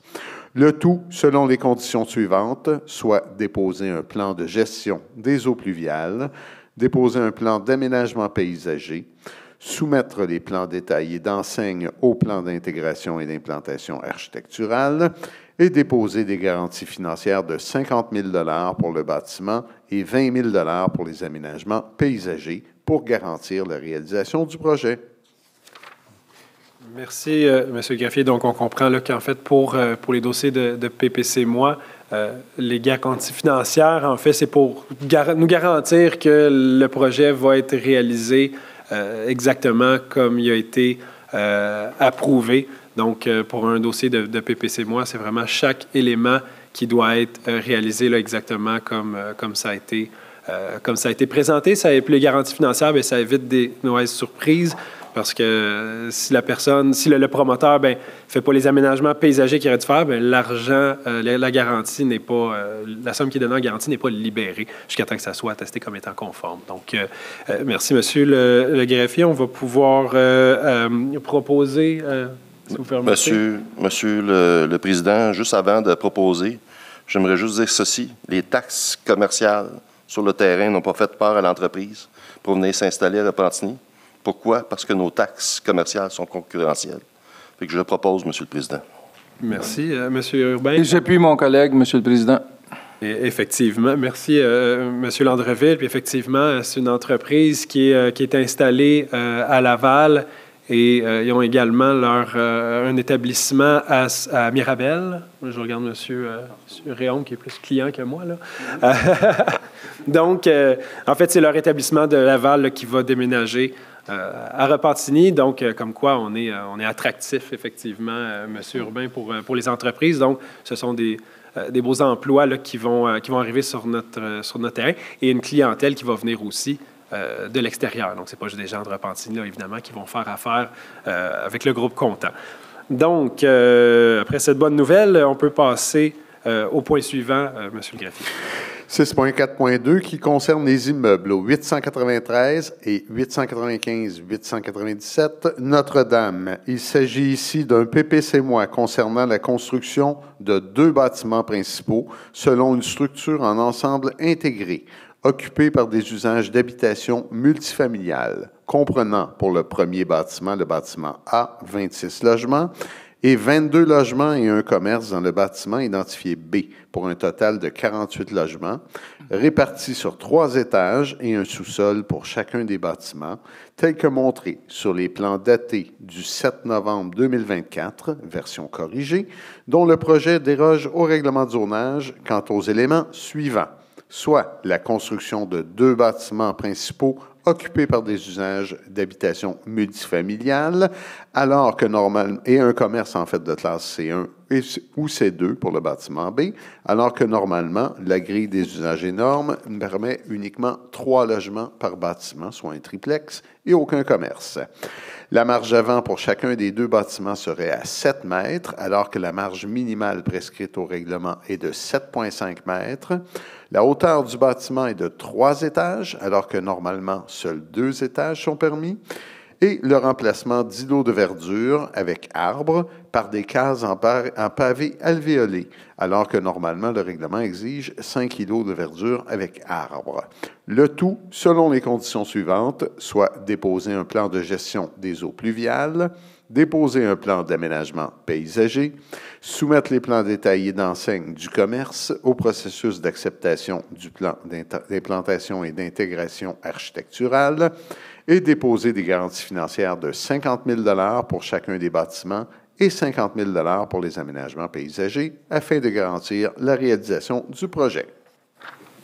Merci, Monsieur le greffier. Est-ce qu'il y a un conseiller pour en faire la proposition? J'en fais la proposition, Monsieur le Président. Le conseiller du district, merci. Évidemment. J'appuie, Monsieur le Président. Merci, Monsieur Réaume. En fait, j'ai vu quelques téléphones prendre des photos. En fait, si vous voulez avoir un avant-goût de ce à quoi ça va ressembler, vous pouvez aller tout de suite sur la rue Notre-Dame. C'est à quelques pas, là, c'est un copier-coller de 2 des bâtiments qui existent déjà, là, où il y a le café du vieux moulin, là, pour ceux qui sont déjà allés le visiter, le fréquenter, donc sur le terrain de l'ancienne pépinière Villeneuve, là, donc dans l'Est. Fait que c'est essentiellement la phase 2 là, du projet. Donc, encore une fois, ici, comme un projet qui inclut une offre commerciale supplémentaire, donc de proximité. Pas dire que on ne sait pas c'est quoi le commerce qu'il va y avoir là. Vous avez un aperçu là, avec ce que vous avez vu. Donc, ça pourrait... Sûrement pas un café, mais il y en a un juste à côté. Mais bref, donc un projet qui avait été, disons, qui avait eu une très belle acceptabilité sociale, qui avait été très bien reçu. Donc, c'est le même projet, mais un peu plus petit, puisqu'il y a un bâtiment de moins. Donc, on peut, sans plus tarder, procéder au point 7.1, donc dans les affaires, premier dossier d'affaires courantes, maire suppléant. Effectivement, s'il s'agit ici d'une nomination de maire suppléant, il s'agirait de nommer la conseillère du district numéro 6, Martine Roux, à titre de mairesse suppléante, du 18 mars au 11 novembre 2025, exclusivement. Avant qu'on adopte cette proposition, est-ce que la principale intéressée accepte le défi? Oui, défi accepté. Merci. Merci. Madame Roux, donc, conseiller pour en faire la proposition. J'en fais la proposition avec grand plaisir, Chantal Routier. Merci. Merci. Mesdames, donc, prochain point, 7.2, nouvelle composition de la Commission Environnement et Résilience climatique. Alors, il serait ici proposé, appuyé et résolu de confirmer la nomination des conseillers Normand Urbain, président, et Jennifer Robillard sur la Commission Environnement et Résilience climatique. Merci, Monsieur le greffier. Un conseiller pour en faire la proposition. Chantal Routier, j'en fais la proposition. Appuyé par? Karine Benoît, j'appuie. Merci, Madame Benoît. 7.3, autorisation de signature 555 rue Lavoisier. Effectivement, il serait proposé et résolu d'autoriser la signature de l'offre d'achat pour le 555 rue Lavoisier et de l'acte de vente en découlant par M. le maire ou en son absence le maire suppléant et le greffier ou en son absence son assistant, tel que joint au sommaire décisionnel 2025-79. Cette dépense sera financée par le règlement 620, le règlement d'emprunt 620. On parle ici d'une acquisition pour un montant de 1 250 000 $. C'est une superficie de 1 594,9 mètres carrés. Merci. L'idée est effectivement d'augmenter la banque de terrain développable propriété de la Ville dans le parc industriel. Donc, M. Langlois, est-ce que vous avez porté attention à la réponse? C'était une réponse à votre question de plus tôt. Oui. Donc, est-ce qu'il y a un conseiller pour en faire la proposition? Bien, c'est avec grand plaisir que j'en fais la proposition, Monsieur le Président. C'est mon Masse, j'appuie mon collègue, Monsieur le Président. Merci, M. Masse. Donc, 7.4, plan d'action à l'égard des personnes vivant avec un handicap, donc le bilan 2024 et le plan 2025. Alors, effectivement, considérant que la Ville de Repentigny doit produire un plan d'action annuel en vue de réduire les obstacles à l'intégration sociale des personnes handicapées, il serait proposé, appuyé et résolu de prendre acte du bilan 2024 du plan d'action à l'égard des personnes vivant avec un handicap et d'adopter le plan d'action 2025 à l'égard des personnes vivant avec un handicap. Merci, Monsieur le greffier. Un conseiller pour en faire la proposition. Martine Gendron, j'en fais la proposition. Jennifer Robillard, j'appuie. Merci, Mme Robillard. Donc, 7.5, liste des remboursements de dépenses de recherche et de soutien des conseillers. Alors ici, conformément aux exigences de la loi, il serait proposé, appuyé et résolu de prendre acte de la liste des remboursements de dépenses de recherche et de soutien des conseillers pour l'exercice financier 2024, tel que joint au sommaire décisionnel 2025-67. Merci. Donc, un conseiller pour en faire la proposition. Oui, Martine Roux, je propose. Appuyé par? Karine Benoît, Monsieur le Président. Merci, Mme Benoît. 7.6, Journée nationale de la santé mentale positive. Alors, considérant que les élus de l'Assemblée nationale se sont prononcés à l'unanimité en faveur de la reconnaissance du 13 mars de chaque année comme Journée nationale de la promotion de la santé mentale positive, considérant que le mouvement Santé mentale Québec et ses organisations membres lancent en cette journée leur campagne annuelle de promotion de la santé mentale sous le thème « Se ressourcer, c'est trouver sa zone de recharge ». En conséquence, il serait proposé, appuyé et résolu de proclamer le 13 mars 2025 Journée nationale de la promotion de la santé mentale positive et d'inviter les citoyennes et citoyens ainsi que toutes les organisations et institutions de la municipalité à faire connaître les outils de la campagne annuelle de promotion de la santé mentale sous le thème « Se ressourcer, c'est trouver sa zone de recharge ». Merci, Monsieur le greffier. Un conseiller pour en faire la proposition. Martine Gendron, je propose. Chantal Routier, j'appuie. Merci. Donc, 7.7, octroi de contrat travaux d'excavation pneumatique, Monsieur le greffier. Très bien. Alors, suite à un appel d'offres public et la réception de 2 soumissions, il serait proposé, appuyé et résolu d'octroyer le contrat à la firme 90-83-01-26 Québec Inc., qui est Creusage RL, pour les travaux d'excavation pneumatique de boîtiers de vannes de service selon les prix unitaires apparaissant au bordereau de prix pour un montant total approximatif de 420 693,53 incluant les taxes pour une période de 3 ans, soit du 11 mars 2025 au 10 mars 2028, cette soumission ayant été la plus basse soumission conforme reçue. Merci. Proposé par? J'en fais la proposition, Monsieur le Président. Karine Benoît. Merci. Appuyé Raymond par? Mars, j'appuie. Merci. Monsieur Mars, donc en 7.8, octroi de contrat, projet de remplacement des modules de jeu au parc Saint-Laurent, le fameux toboggan qu'utilisait Monsieur le maire quand il était jeune, hélas, n'est plus. Ben voilà, suite à la réception, un appel d'offres public ici aussi, et la réception de 4 soumissions. Ici, on avait un appel d'offres qualitatif, donc il était jugé au pointage pour la qualité du module ainsi que le respect du thème, valeur éducative. Donc, le contrat est octroyé à la soumission ayant reçu le meilleur pointage. C'est ici la firme Tessier Récréoparc Incorporé pour le remplacement des modules de jeu au Parc du Saint-Laurent, selon les prix unitaires apparaissant au bordereau de prix, pour un montant total de 449 999,99 incluant les taxes. Et cette dépense sera financée à même le règlement d'emprunt 639. Merci, Monsieur le greffier. Donc, j'imagine que la conseillère du district en fera la proposition. Oui, Monsieur le Président, si vous me permettez, en fait, c'est des investissements importants qu'on fait au Parc Saint-Laurent en cohérence avec notre plan directeur des parcs et notre politique des saines habitudes de vie. Et bien qu'il soit positionné géographiquement dans le district du centre-ville, le Parc Saint-Laurent va bénéficier à l'ensemble de la population, puis c'est un aménagement qui vient bonifier ce parc multi-usage avec la rampe de mise à l'eau, avec le parc canin, avec le parc plage. Donc, on vient vraiment compléter les aménagements de ce magnifique parc. Donc, j'en fais la proposition, Monsieur le Président. Avec grand enthousiasme, est-ce que je vois? À votre honneur, appuyé par... Joubert Simon, j'appuie. Avec grand plaisir, Mme Benoît.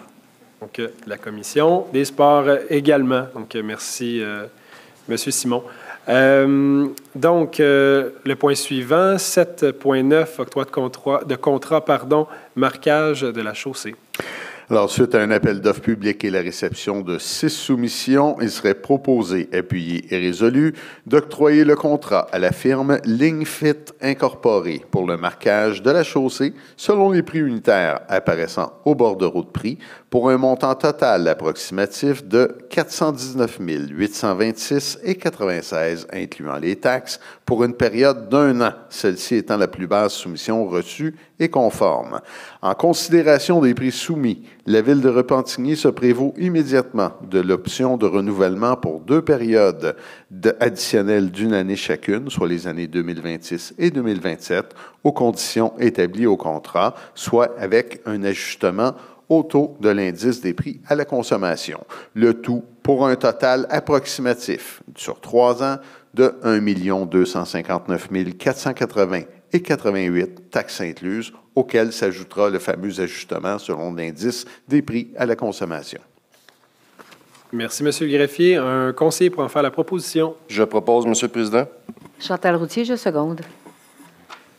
Merci. Donc, 7.10, affectation de solde disponible. Effectivement, petite résolution très administrative ici. On parle du contexte. On a eu récemment un financement et refinancement, donc une émission. On n'a pas refinancé l'ensemble des règlements d'emprunt. Il restait certaines sommes utilisées à certains règlements d'emprunt fermés qui concernaient ces projets-là, de même que certains paiements comptants qui ont été reçus par des citoyens. Alors ainsi, il serait proposé, appuyé et résolu d'autoriser des affectations des soldes disponibles des règlements d'emprunt fermés, de l'excédent de fonctionnement affecté et de l'utilisation du fonds général, tel que détaillé à l'annexe A, jointe au sommaire décisionnel 2025-81. Donc, ainsi, ça permet de balancer et fermer le financement du 17 mars prochain. Très bien. Donc, un conseiller pour en faire la proposition, c'est moins intéressant qu'un nouveau parc. C'est moins sexy, mais je vais faire la proposition, M. le Président. Appuyé par... Et Martine Roux, j'appuie. Donc, ça intéresse seulement que le comité exécutif, à ce que je vois. Donc, 7.11... Des blagues, évidemment. 7.11, donc approbation, bilan annuel 2024, plan de mise en œuvre du schéma de couverture de risque. Effectivement, on a en vigueur sur le territoire un schéma de couverture de risque. Et quand je parle du territoire, on parle du territoire de l'ensemble de la MRC. À l'intérieur de ce plan-là, ça vise à améliorer la sécurité incendie et assurer des interventions dans un temps minimal d'un nombre de ressources minimales aussi en même temps. Alors, il y a un plan d'action local et nous devons déposer annuellement un rapport. Il serait ainsi proposé, appuyé et résolu d'entériner le rapport annuel 2024 sur le plan de mise en œuvre du schéma de couverture de risque, le tout suivant le sommaire décisionnel 2025-107. Merci. Un conseiller pour en faire la proposition. Raymond Mars, je propose, M. le Président. J'appuie, M. le Président. Merci, M. Réaume. Donc, aucun dossier au point 8 en sécurité urbaine. On passe donc au point 9, gestion du capital humain en 9.1, l'approbation de l'organigramme groupé de la Ville. Bien, effectivement, il s'agit ici d'approuver l'organigramme groupé des 13 services de la Ville de Repentigny, mis à jour au 31 décembre 2024, suite aux différentes réorganisations effectuées dans les services au cours de l'année 2024, et donnant suite aussi aux signatures des conventions collectives pour les cols bleus, ainsi que les cols blancs, qui ont été signées le 13 décembre dernier. Merci. Monsieur le greffier, en fait, avant d'aller adopter la proposition, juste un petit mot, parce que c'est une excellente nouvelle là, qu'on a l'occasion de vous partager ce soir. Donc, la convention qui va couvrir une période de 6 ans, donc on disait du 1er janvier 2024 jusqu'au 31 décembre 2029. C'est une convention, on parlait là, de l'image de marque plutôt, là, de la Ville comme employeur. Bien, évidemment que ça va aussi pour pour le service de police qui doit se positionner comme un employeur puis attirer la main-d'œuvre, alors qu'on sait là, que les différents services de police se l'arrachent. Donc, c'est une convention qui permet de positionner le service de police de la Ville de Repentigny comme employeur de choix attractif, tout en contribuant à la rétention de son personnel. Et c'est une entente qui va permettre également, ça c'est au grand bénéfice de la population, une plus grande agilité organisationnelle, tant au niveau des opérations que les services, donc pour la population. Il est important de souligner que l'ensemble des négociations s'est déroulé dans le cadre des paramètres financiers qui avaient été établis, donc ce qui témoigne là, d'une gestion rigoureuse et responsable de votre administration. La Ville est donc extrêmement fière de conclure cette entente-là qui va nous permettre de également reconnaître le travail des policières et policiers qui jouent un rôle essentiel à la Ville dans les services à la population et évidemment la sécurité de celle-ci. Je tiens à remercier au nom là, de tout le Conseil, évidemment, au nom du maire là, qui ne peut être présent ce soir, toutes les parties qui ont été impliquées dans les négociations. Vous avez remarqué là, que je regarde beaucoup dans le coin là-bas derrière vous. Je peux souligner là, la présence de M. Jean-François Hodgson, qui est le directeur des ressources humaines à la Ville de Repentigny. M. Éric Rassette, je l'ai mentionné plus tôt. Oui, vous pouvez vous lever. Donc, M. Éric Rassette, directeur du SPVR. On a aussi M. Steve Toupin, que je tiens à saluer, directeur adjoint du SPVR. Enfin, M. Patrick, je m'excuse, Binette de la Fraternité des policiers.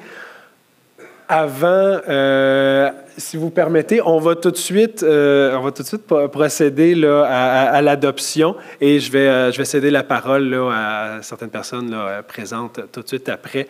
Donc, avec votre permission, Monsieur le maire, on va juste adopter peut-être les organigrammes avant, 9.1. Alors, on aurait peut-être... sauter un point, ben oui. Pas de problème. Mais très rapidement, j'en fais la proposition au niveau de l'organigramme. Karine Benoît. Juste l'organigramme. Et j'appuie Monsieur le maire suppléant. Oui. Merci.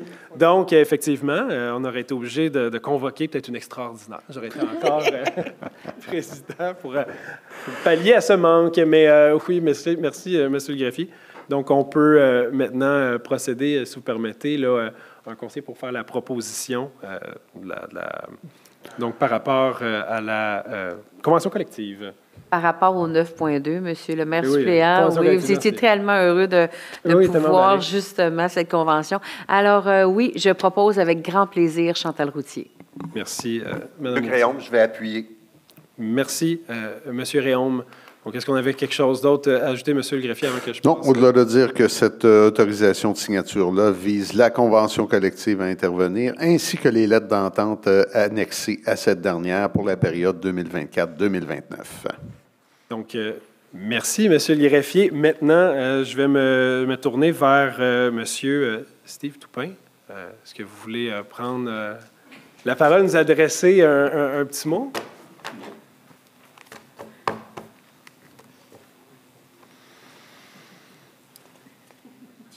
Bienvenue. Merci, M. Buteau. Donc, merci à tous.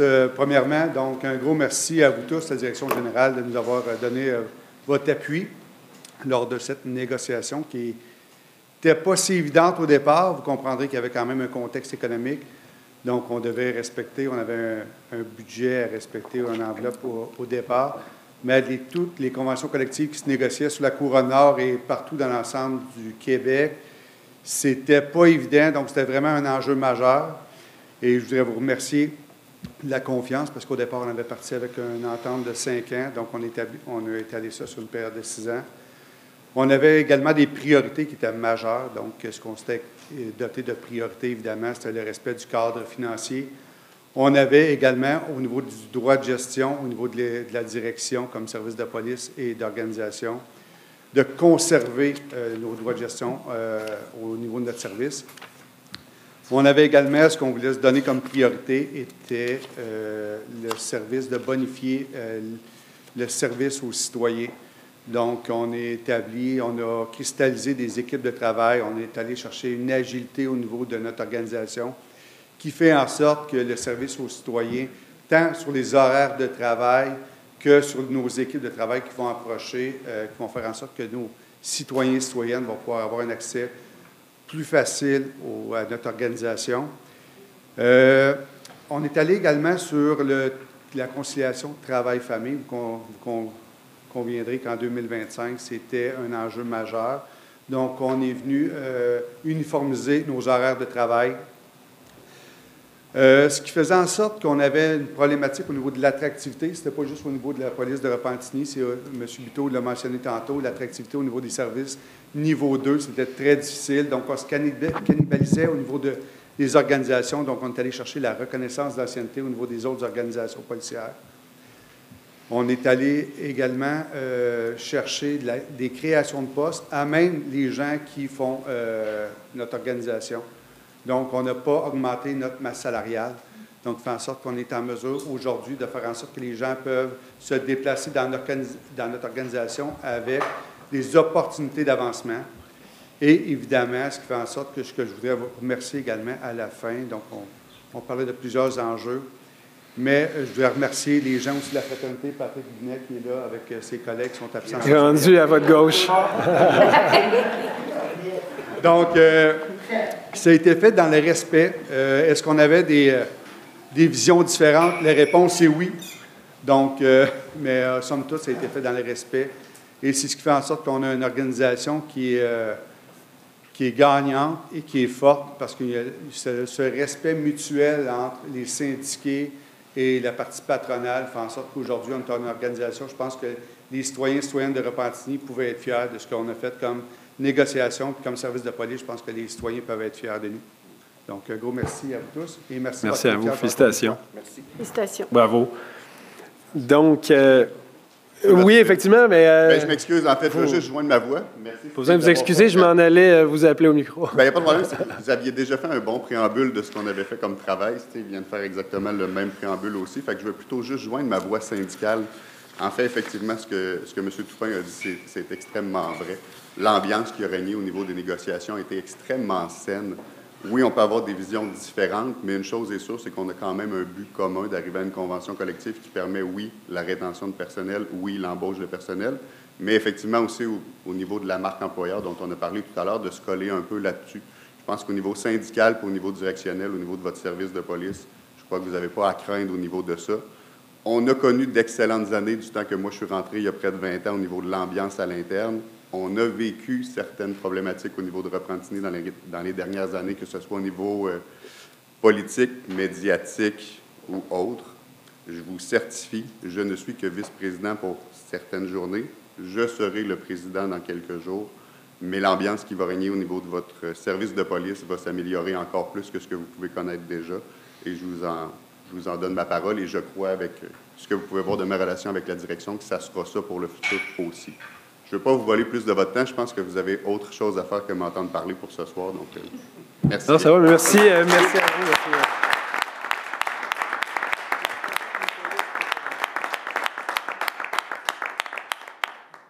Donc, merci. Je crois que c'est l'ensemble de la population là, qui en sort gagnante. Donc, est-ce qu'il y avait j'avais des collègues qui voulaient ajouter un commentaire? Merci. Donc, nous allons passer à la rubrique des règlements. Je n'ai rien sauté, là.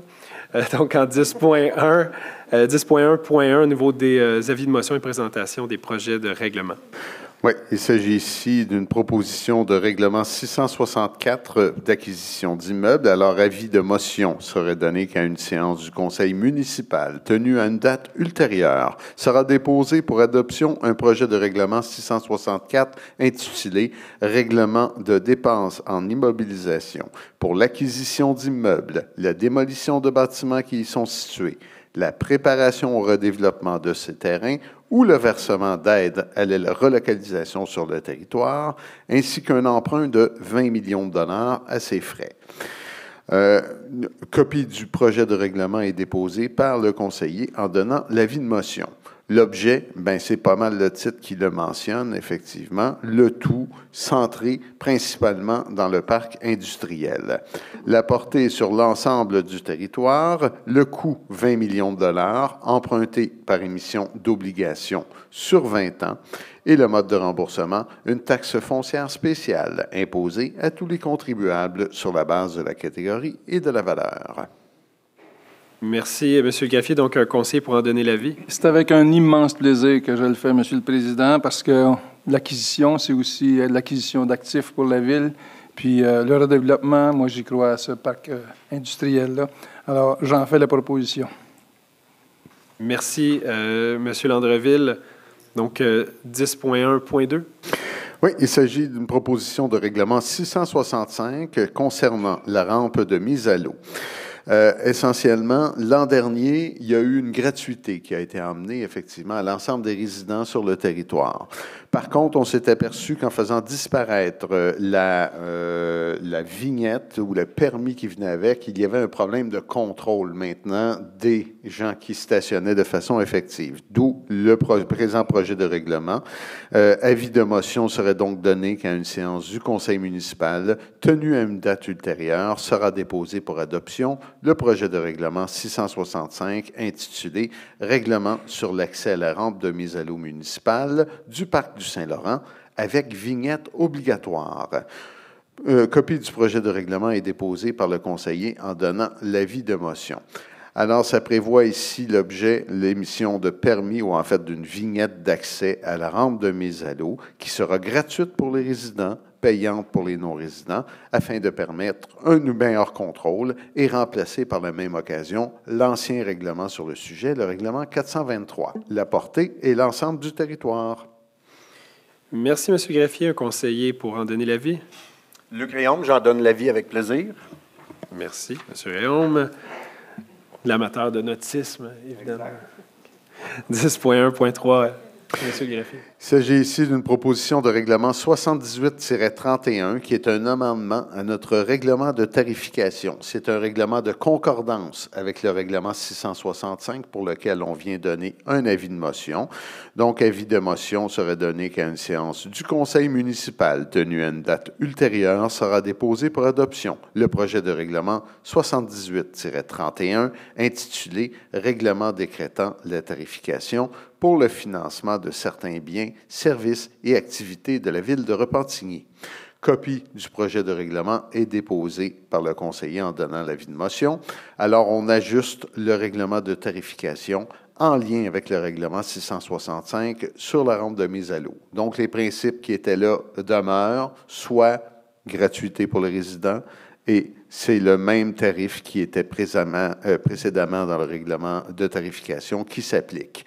On fait donc modifier le règlement, le numéro de règlement, ainsi que ce qu'on va aller vérifier, c'est qu'on va changer le terme permis par le terme vignette. C'est essentiellement ce que le règlement fait. Merci, M. Graffier. Donc, un conseiller pour en donner l'avis. J'en donne l'avis, M. le Président. Merci, M. Urbain. Donc, on peut passer, évidemment, pas de projet, premier projet, second projet, donc on peut passer en 10.4, l'adoption, donc règlement 10.4.1, règlement provincial sur les piscines. Effectivement, c'est notre règlement d'urbanisme 438-51. On a déposé tantôt le certificat du greffier sur l'approbation référendaire. Aucune signature au registre, attendu que ce projet de règlement a pour objet de retirer les dispositions applicables aux piscines résidentielles de notre règlement de zonage afin d'éviter toute contradiction avec les dispositions du règlement provincial applicable en la matière sur l'ensemble du territoire provincial. On ajuste aussi la hauteur des clôtures pour les terrains bordés par plus d'une rue et on ajoute des matériaux de revêtement autorisés pour certaines constructions. Alors, il serait proposé, appuyé et résolu d'adopter le règlement numéro 438-51. Merci, M. Greffier. Un conseiller pour en faire la proposition. J'en fais la proposition, M. le Président. Chantal Routier, je seconde. Madame Routier, merci.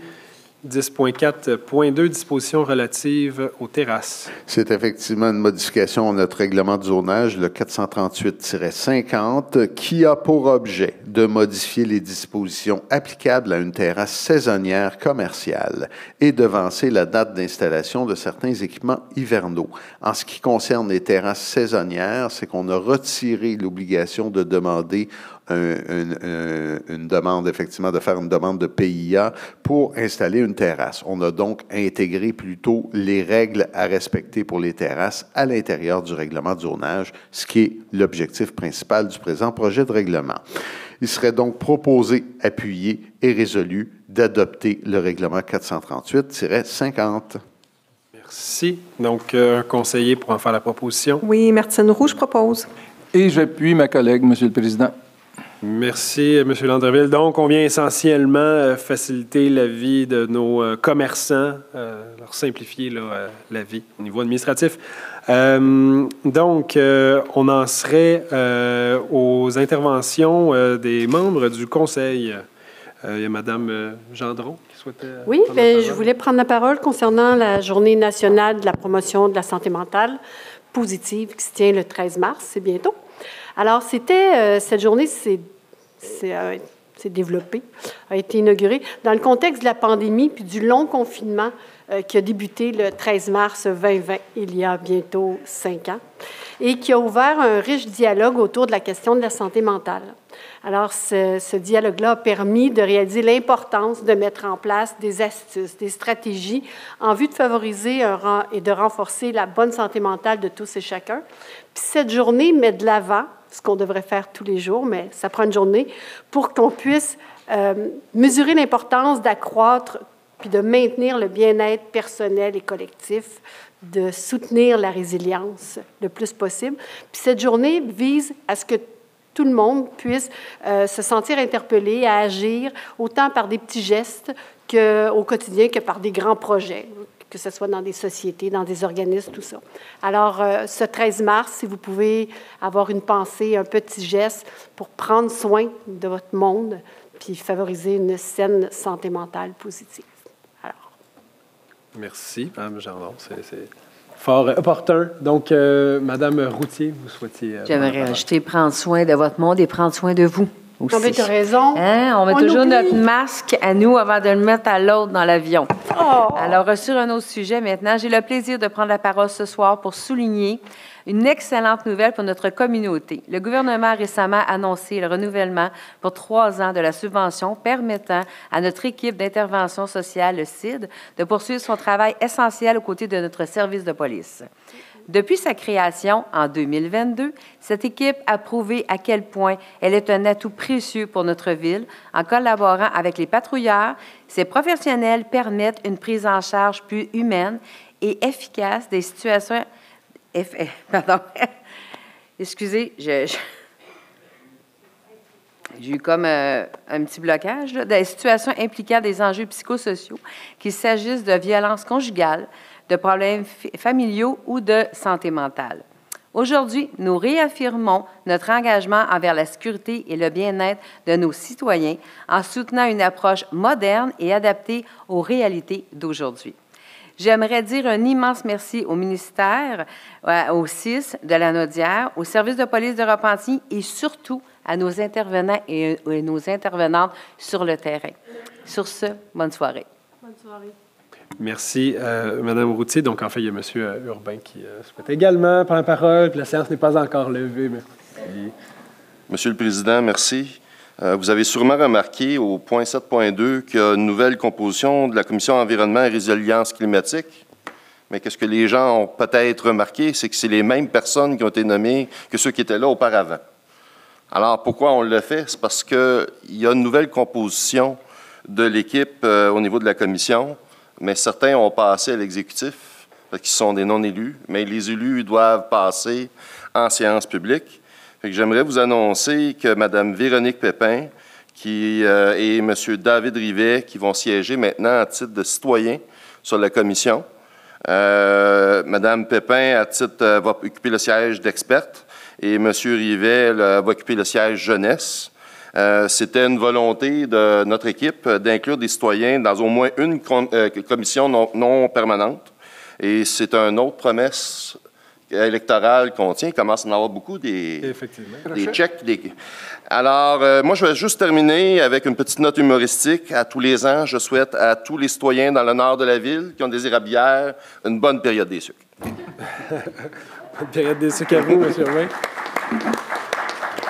Donc, c'est ce qui épuise l'ordre du jour. Personne ne voulait ajouter quoi que ce soit. Donc, moi, j'aimerais ajouter une petite chose. Bravo, M. Buteau.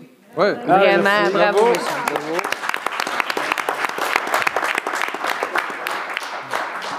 Bien gentil de votre part. Donc, un conseiller pour proposer la levée de la séance. Et sur ce, cette séance historique avec notre ami Kevin, alors je vais faire la proposition de lever l'Assemblée. Merci. Est-ce qu'il y a un conseiller pour... Oui, j'appuie mon collègue et félicitations, effectivement, M. Buteau. Merci, Mme Benoît. Donc, merci à vous tous. Ça a été une belle séance. Bon retour, puis on se voit le mois prochain.